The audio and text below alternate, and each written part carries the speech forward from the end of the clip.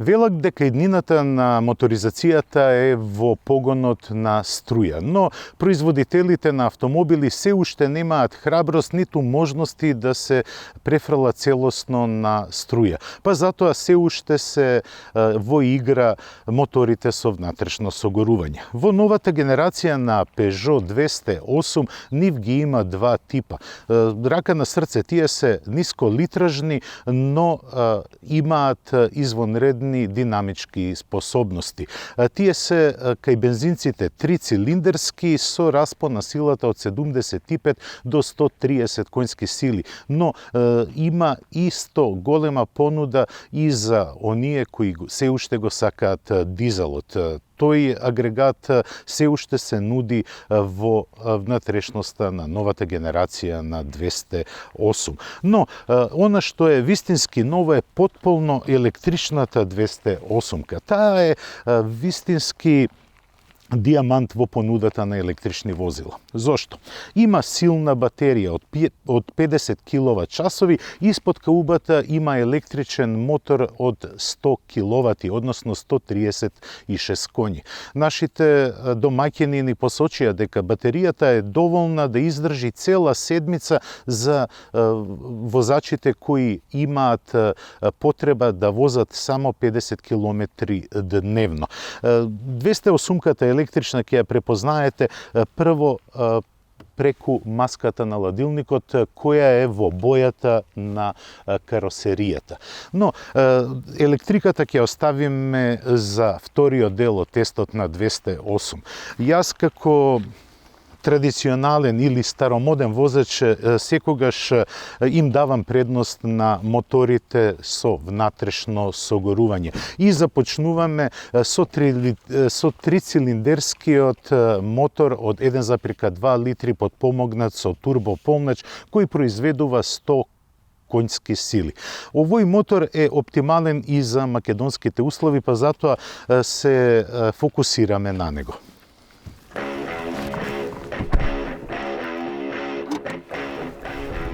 Уште долго време во автомобилската индустрија главна улога ќе играат моторите на внатрешно согорување. Јас се наоѓам зад управувачот на 208 кого го погонува мотор од 100 конски сили, а како гориво користи бензин. Во понудата на 208 тука има две варијанти. Со парен мотор со 6 степен мануелен и новиот 8 степен автоматски менувач. Поради адекватноста на македонскиот пазар, јас ја избрав да ја возам верзијата со 6 степен рачен менувач. За возните својства на Peugeot не треба многу да се зборува, бидејќи тој користи една интересна синергија на удобност и меко подпирање со прецизност и бескомпромисно однесување на патот. Пат во свиоци со 208-ката е вистинско задоволство да се вози. Иако е трицилиндерски моторот, тој е погонет со турбополнач и произведува 100 конски сили, па така да не може во ниедна ситуација да се каже дека оваа комбинација е латентна или пак дека и отсуствува динамичност. Напротив, јас за управувачот на 208-ката се чувствувам како да имам многу посилен и поголема агрегат.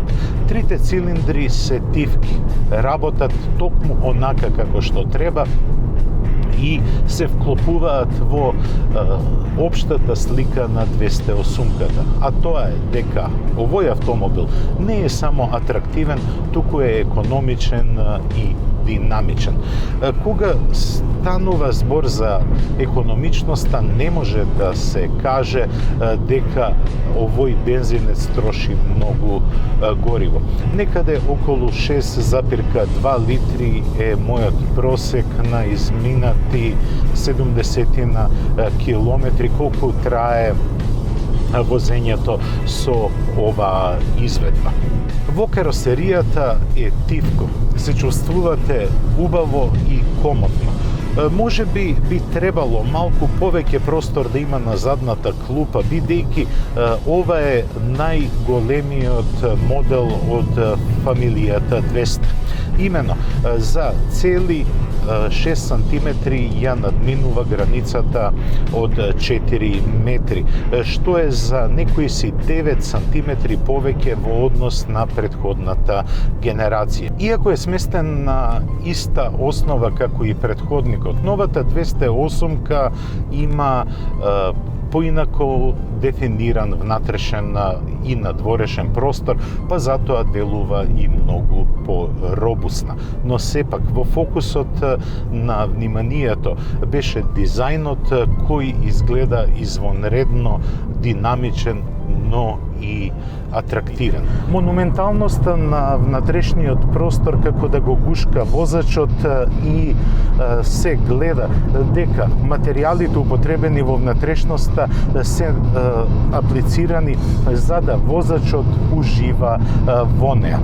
Тука има многу простор. Ова не е идеален автомобил. Мене не ми се допаѓа како прво позицијата на управувачот и исто така не ми се допаѓа централниот гребен помеѓу предните седишта, што во голема мерка го смалува просторот за нозете на возачот и на совозачот. Овој мотор се одликува и со економичност. Неговата потрошувачка е некаде околу 6,3 литри, што е многу добар показател. 208 во Македонија во оваа изведба треба да стигне некаде до крајот на годинава. Да, во месец декември оваа верзија ќе биде присутна на македонскиот пазар, значи експресно бргу. Се претпоставува дека цената би се движала помеѓу 16 и 17.000 евра. И како што најавив во почетокот на тестот, сега ќе се посветиме малку и на модерната технологија, односно на новата филозофија на моторизацијата која ни доаѓа со електричните возила.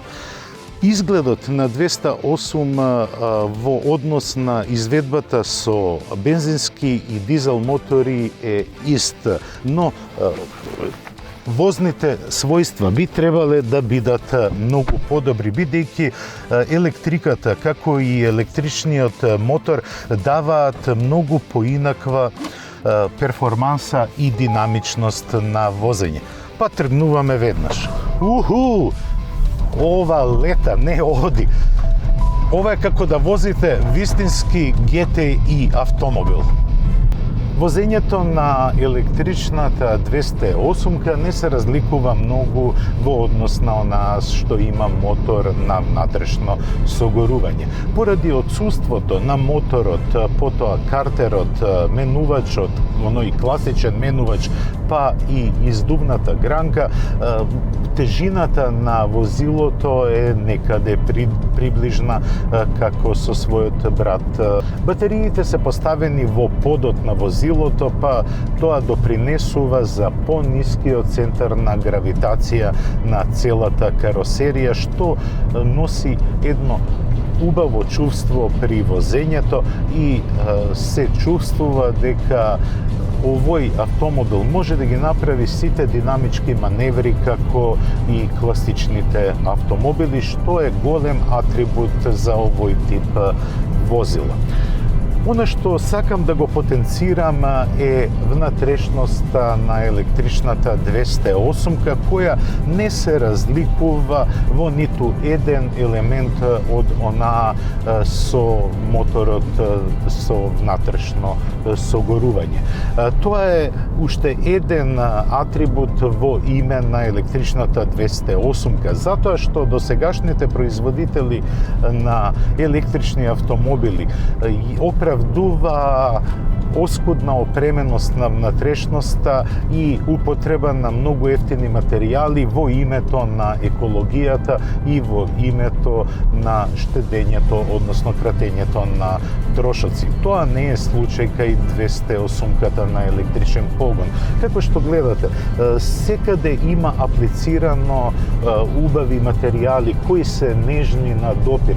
Дури оваа пластика што симулира карбон е мека и убава на допир. Разочарува пластиката поставена на горниот дел од вратата, која е тврда и дава еден чуден звук кога ќе ја допрете, но тоа не значи дека таа е со краток животен век. Peugeot 208 располага со батерија од 50 киловат часови. Тоа е доволно за да се поминат, како што декларира производителот, 350 километри, а целото конципирање на дострелот на возилото е прилагодено на возачите кои го исполнуваат европскиот просек. Тоа значи дека дневно поминуваат околу 50 километри, што значи дека оваа батерија овозможува да го возите 208 без полнење цела седмица. За жал, Македонија не паѓа во фокусот за продажба на електрични возила, но на просечниот европски купувач направена му е своевидна услуга. Зошто? Електричната 208-ка по амортизационен план и по планот на плаќање на ратите е иста како и 208-ката со мотор на внатрешно согорување.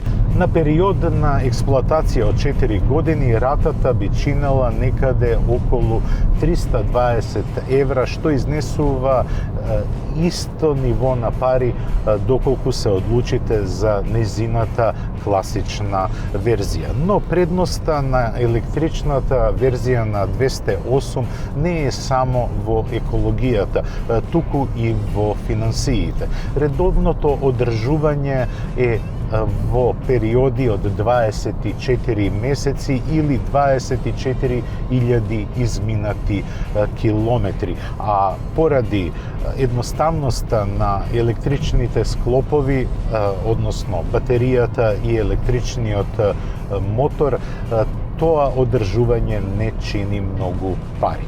Динамичките својства на електричните автомобили се извонредни. Се надевам дека Македонија на време ќе земе приклучок кон овие возила и ќе можат во поголем дел љубителите на електриката да бидат присутни на македонските улици. Можеби цената на електричните возила е нешто поскапа во однос на оние со конвенционални мотори, но иднината налага дека со вистинско финансирање и со вистинско умно менаџирање на струјата, овие возила ќе имаат иднина дури и на сиромашни пазари како што е македонскиот. Свеста на светските рамки и на сите меридијани се менува и иде во корист на струјата. А струјата е круцијална за да ја одржиме чистотата на нашата животна средина. Тоа беше се што подготвивме за ова издание на Автомагазин. Следната средба е за 7 дена. И јас ќе продолжам да уживам во прекрасната природа во околината на Лисабон и се разбира ќе продолжам уште да уживам во музиката на струја. До гледање.